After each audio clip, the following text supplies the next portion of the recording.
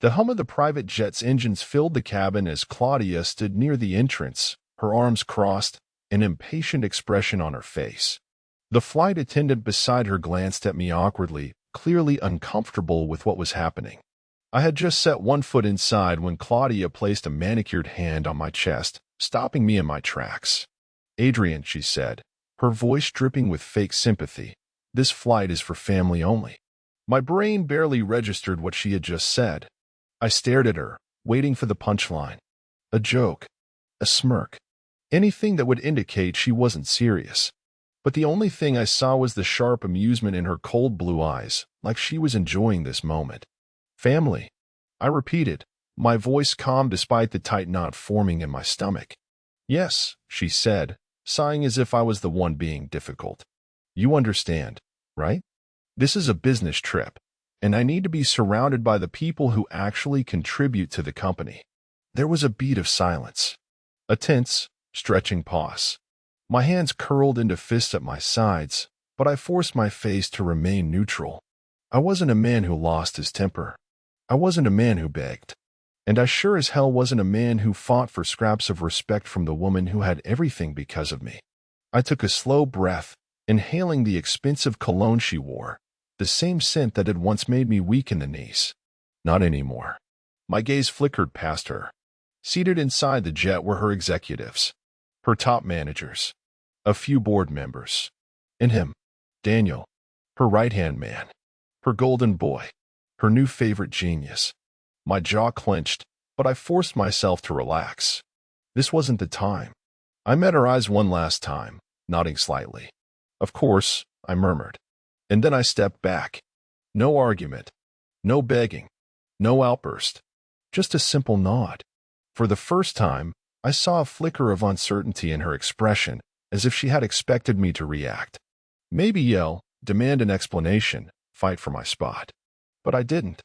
I turned and walked away, feeling the heat of their gazes on my back, feeling the suffocating weight of humiliation pressing against my chest. The stairs beneath my feet were solid. The tarmac was scorching under the midday sun. I didn't look back. The jet engines roared to life, and a few seconds later, the plane carrying my wife and the company I had built lifted off into the sky, leaving me standing there on the ground. Claudia thought she had won. She had no idea what was coming. The heat of the tarmac burned through my soles as I stood motionless, watching the jet disappear into the sky. The insult hadn't fully settled yet, but something deeper than anger coiled in my chest. It wasn't pain. It wasn't even rage. It was clarity. I had spent years by Claudia's side, watching her parade around as the face of the company, while I remained in the shadows, quietly building the empire she so proudly claimed as her own. I never cared for the spotlight. I never needed the applause. But this was different. This wasn't just disrespect. This wasn't just her usual condescension. This was an execution. She had dismissed me like I was some assistant, some unimportant extra in the story of her greatness. The message was loud and clear. You don't matter. You're not part of this. You never were. And yet, she had no idea.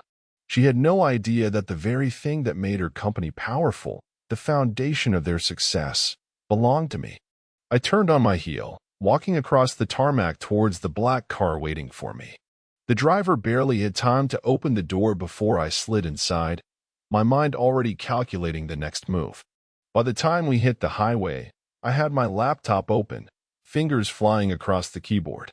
Most people thought Claudia's company was invincible, that her board of directors, her investors, her brilliant team of engineers, Daniel, were the backbone of its success.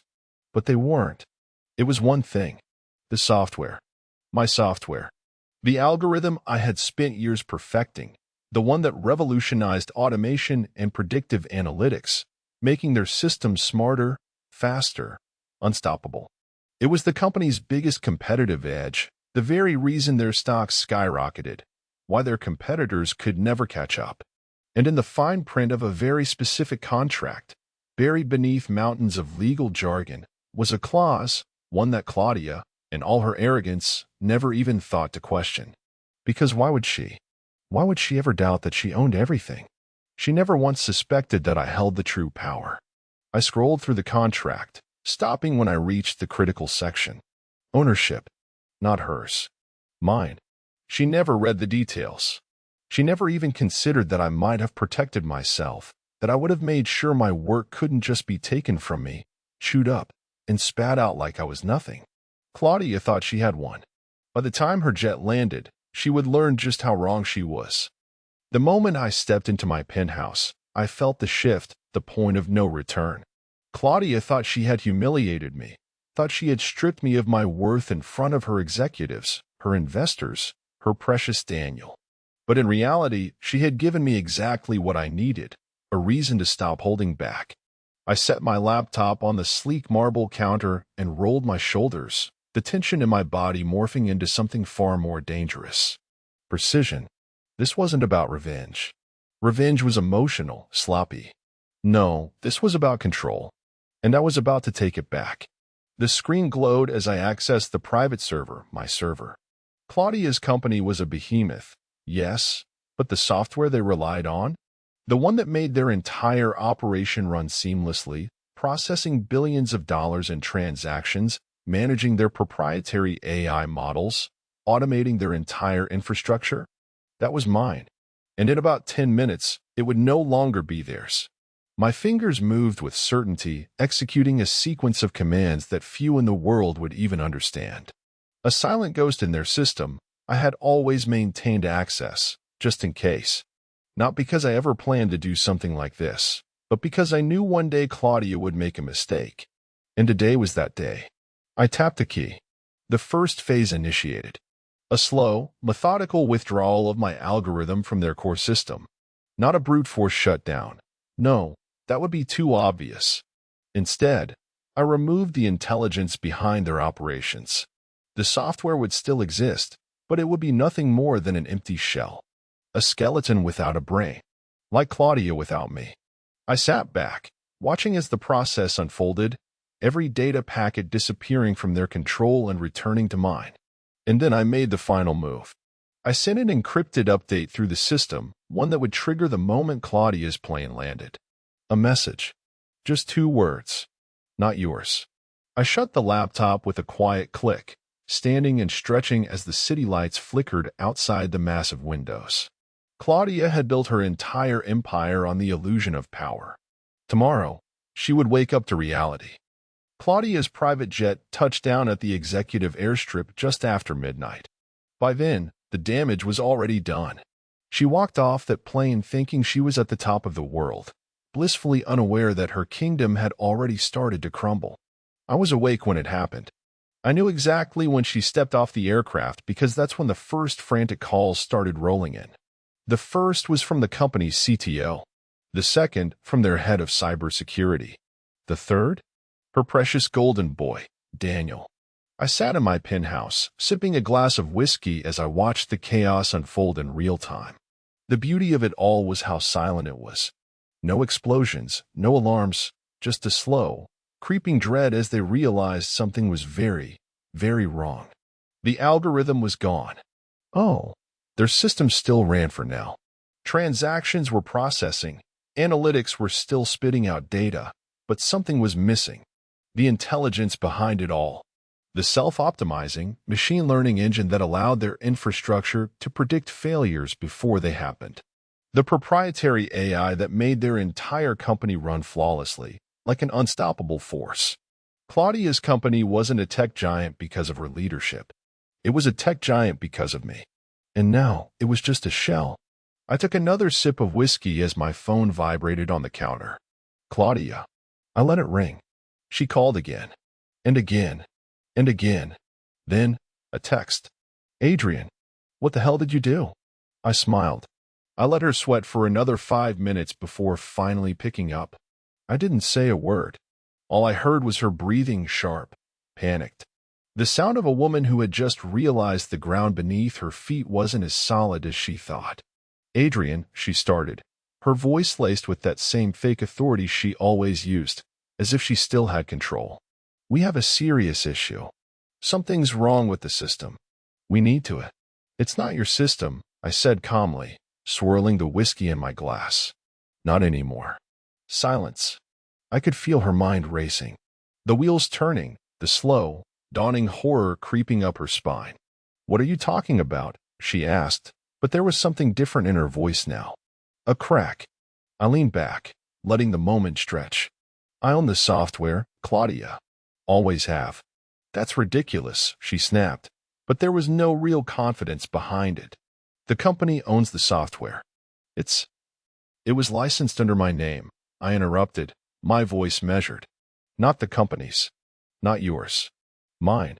I heard the sharp inhale through the receiver. "No," she said, but it was a whisper now. "Yes." I stood up, walking to the window, staring out over the city as the weight of my words settled over her like a death sentence. "Your company runs on my technology," I continued. "And as of tonight, that technology is no longer yours to use." I let the silence hang between us, savoring the moment.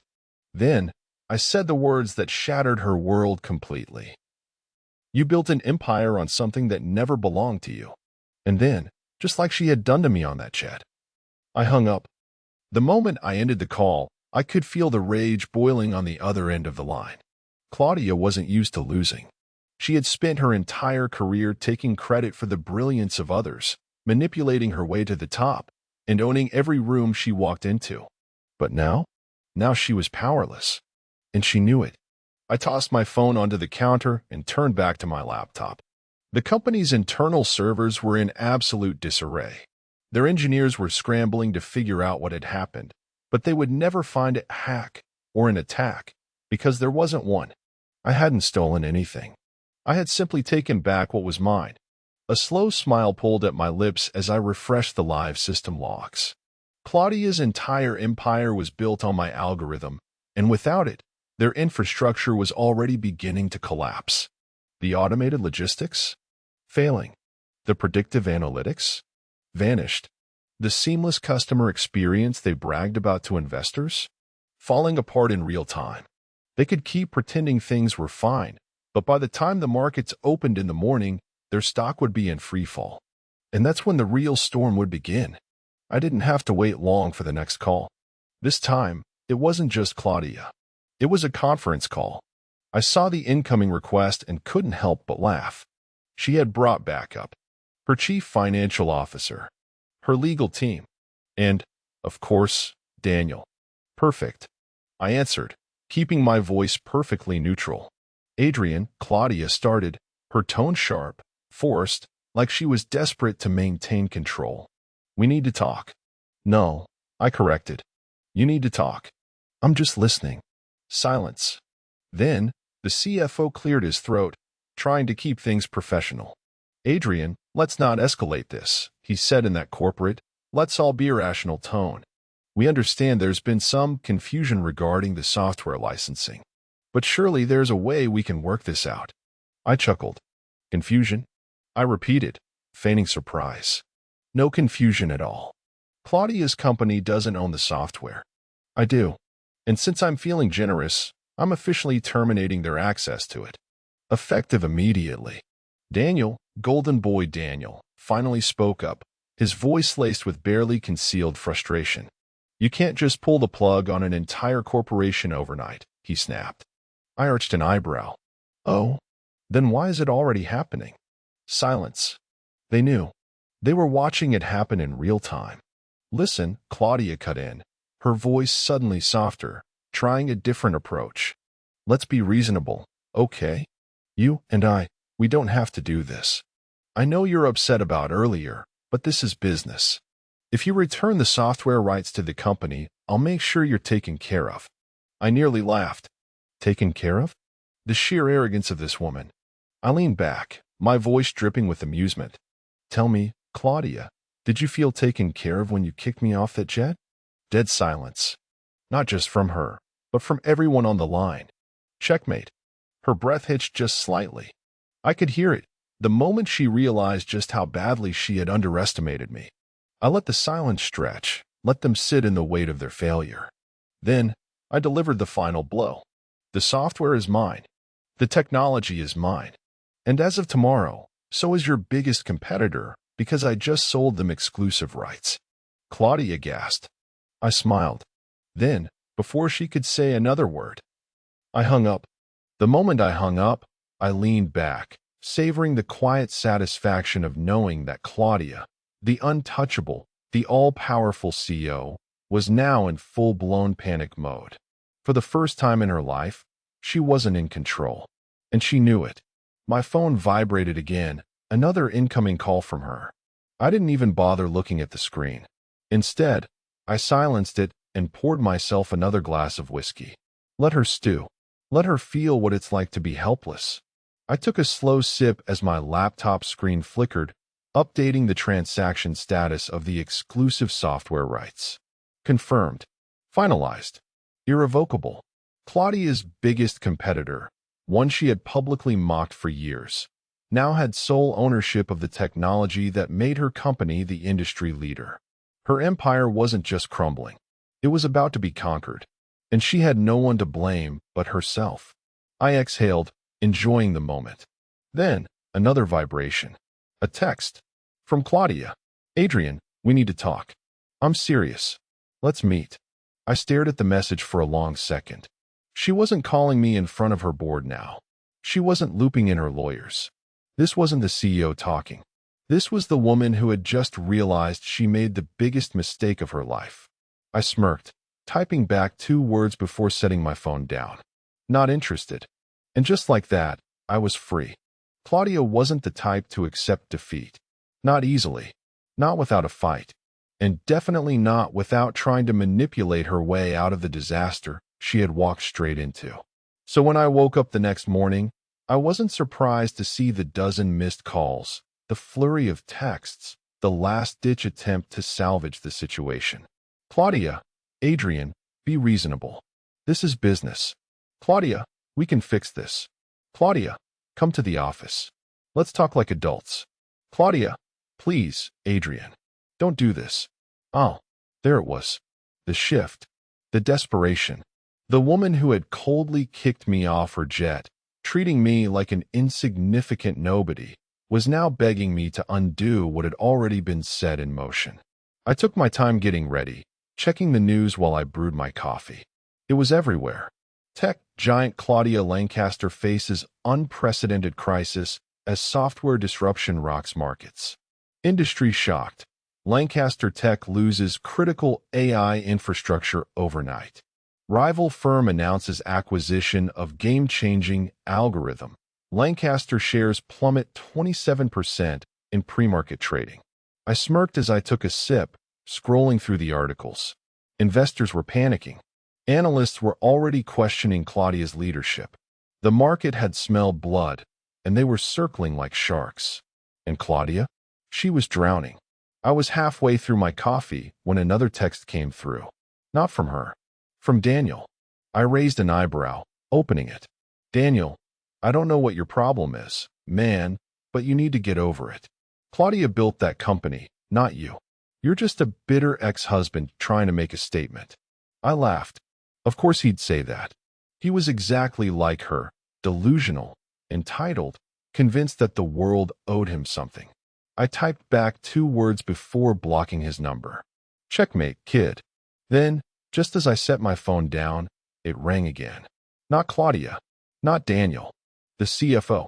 Now this was interesting. I let it ring twice before answering. Adrian, he said, his voice careful, controlled. We need to talk.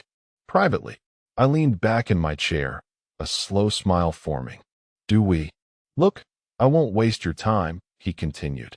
The board is in full-blown crisis mode. Claudia's leadership is being questioned. Investors are already talking about pulling out. He exhaled. We need a solution. I took another sip of my coffee. And you're calling me because? There was a beat of silence. Then, the words I had been expecting. We want you back. Oh, there it was. I let this silence stretch, enjoying the weight of those 4 words. They wanted me back. The same people who had treated me as disposable. The same company that had let Claudia take all the credit for my work. They thought they could just undo what had happened. That I would come running back like some loyal dog, fixing the mess they had created. I chuckled. I don't think so. Adrian, I'm not coming back, I said, my voice calm. unshaken. But I'll tell you what is going to happen. I stood, walking toward the massive floor-to-ceiling windows, looking out at the city that was finally mine. Claudia is finished, I said simply. You know it. The board knows it. The investors know it. So here's your next move. I let the silence hang. Then, I said the words that sealed her fate. You're going to fire her. The silence on the other end of the line stretched long enough that I could almost hear the CFO processing what I just said. Fire Claudia? The great Claudia Lancaster?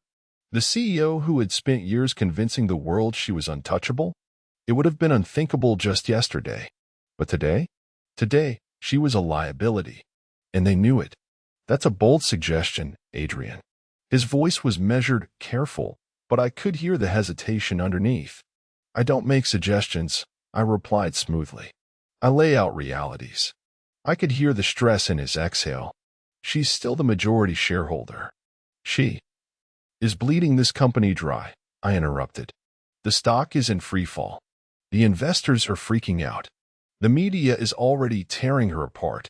She has zero leverage left. I paused, letting the weight of my words sink in. If you keep her, you all go down with her.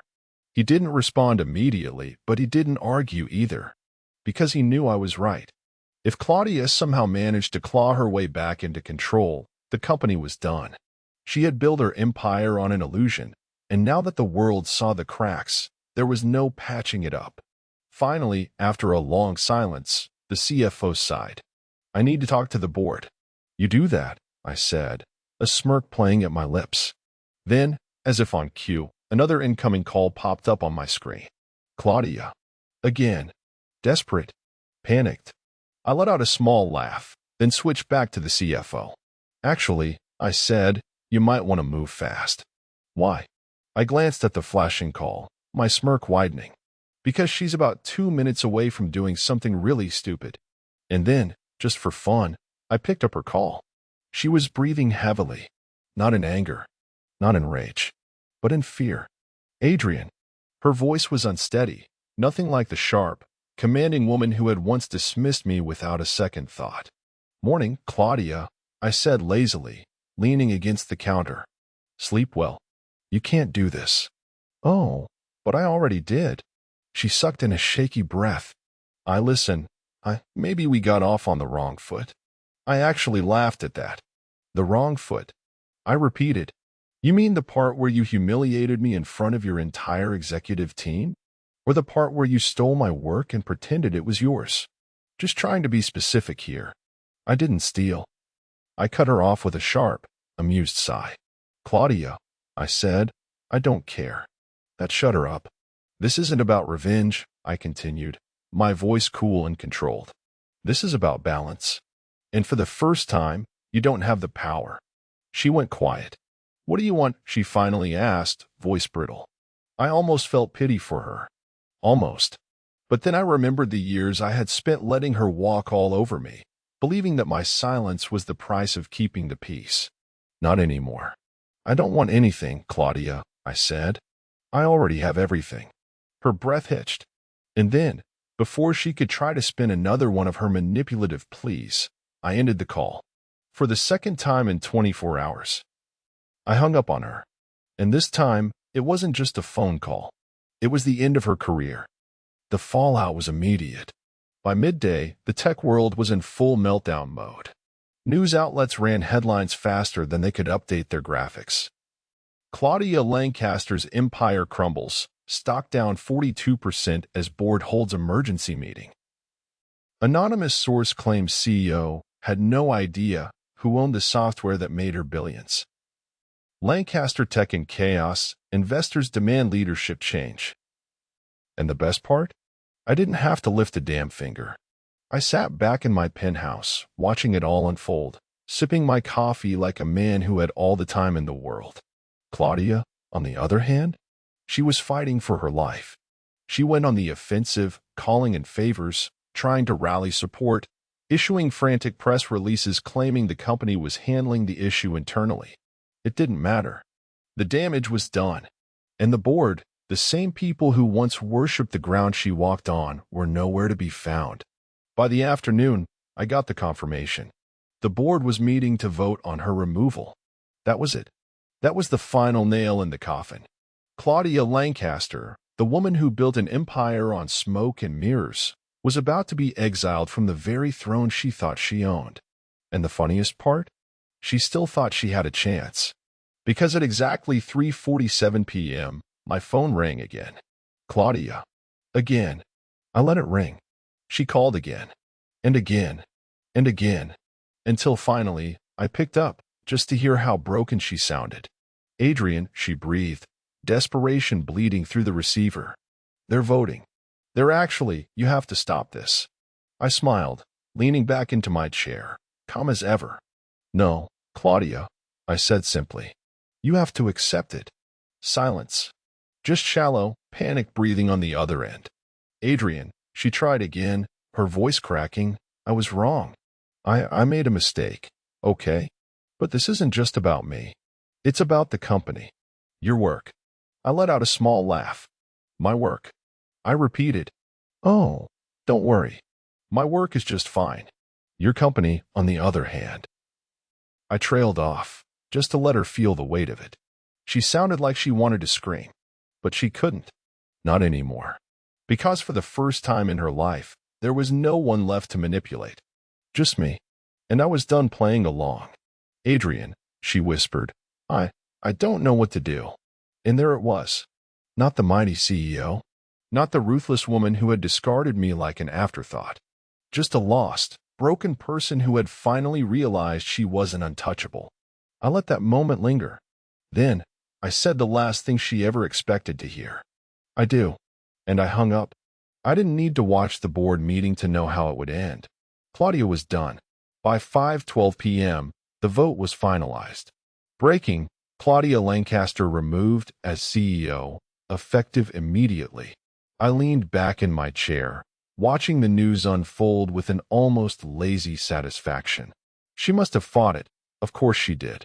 Claudia wasn't the type to go down without a battle. She must have called in favors, threatened lawsuits, made promises she couldn't keep. None of it mattered. The board had turned on her the second they realized she wasn't useful anymore. And now? Now she was just another disgraced executive, a cautionary tale about arrogance, greed, and what happens when you underestimate the wrong person. I had barely set my glass of whiskey down when my phone vibrated again. A new number. Blocked ID. But I already knew who it was. I let it ring. Once. Twice. Then I answered. She didn't speak at first. For the first time since this whole thing started, Claudia had nothing left to say. Adrian, she finally whispered. No edge. No arrogance. Just defeat. I didn't say anything. I lost everything, she choked out. The board, the company, they threw me out like I was nothing. I let out a slow breath, taking in her words. She wanted me to feel sorry for her. She wanted me to undo this. She still didn't understand. I had spent years being her shadow, her silent workhorse, her convenient genius that she could claim as her own. She had everything because of me. And when she thought she didn't need me anymore, she discarded me, like I was nothing. So now she would finally understand what that felt like. I leaned forward, resting my elbows on the table, my voice calm, collected, final. Welcome to the club, Claudia.